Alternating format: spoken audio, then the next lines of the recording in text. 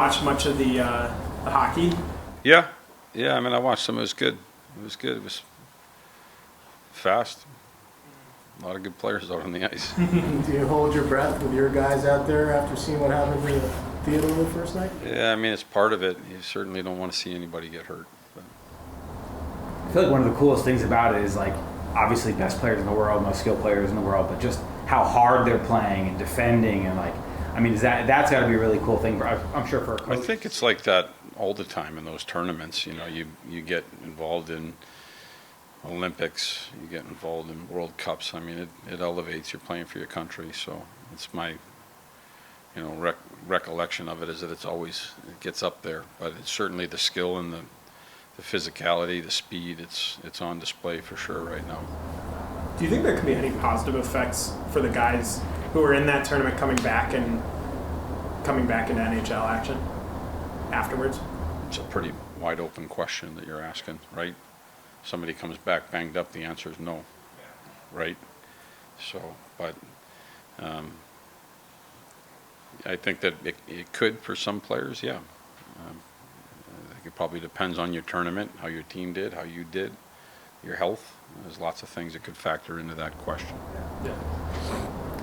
Just talking about Alexis Lafrenière, he was saying that, I guess, yeah, that's a good point. More recently, he sounded like maybe he feels like there's more he can give. We were even talking about a few of the specific plays before the break where maybe he got caught out on a longer shift and then the play starts going the other way and he's a little gassed trying to get back or whatever it is.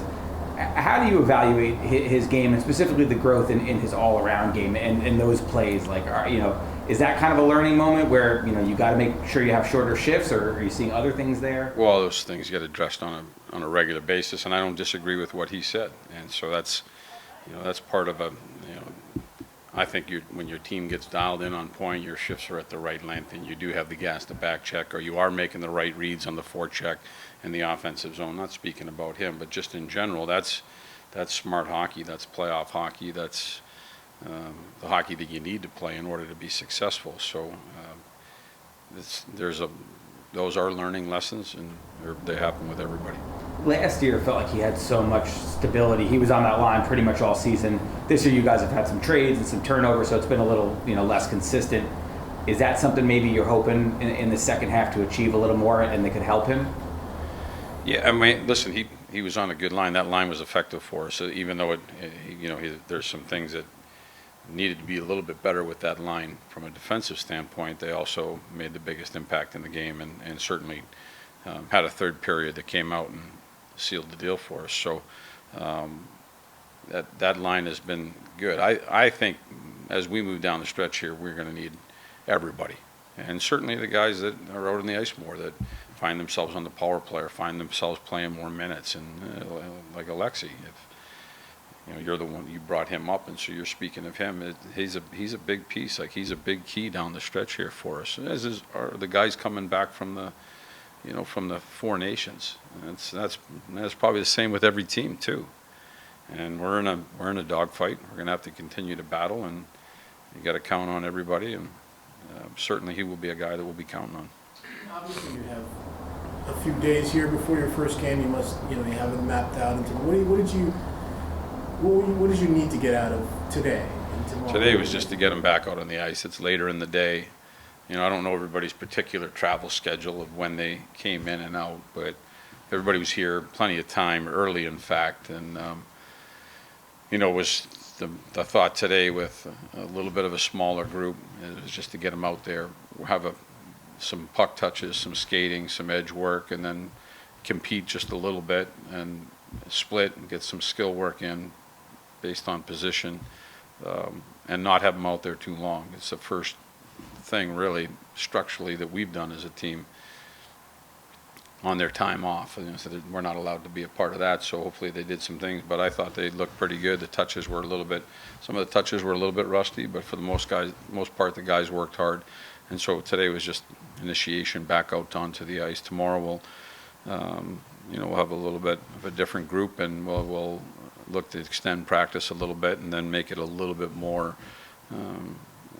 constructed for our team and what we need to do coming out of the break for the next couple of days. Will Urho and Mika rejoin tomorrow? Most likely not on the ice. We'll probably give them a minute here. Yeah. With 27 games left, I mean, is it pedal to the metal for you guys, or do you? It's just game by game right now. It's the same as it's been. Coming out of January, we were way behind it. We've caught up a little bit, but we're still not there. We're still not where we need to be, and so I think the focus just stays game to game, just doing your best to be ready. You got to approach it that way. See that Durand is here, obviously. Is there any concern with Igor in terms of his availability for the weekend? Right now, he's still day to day. How impressed have you been with Sam Carrick and the way he's been able to adapt to an increased role this year? I think Sam's played really well for us. I think the more he's played, the more confident and comfortable he's gotten. He's making plays with the puck. His line was really good the other night. It was Smith, Carrick, and Rempe. They were excellent. They got behind on breakaways and had great chances to score. Probably generated the most for us based on their time on ice. I thought it was a really good line, really strong line. But Sam's been a big part of that. He's been doing that all year. He plays physical, and we've been real happy with his play.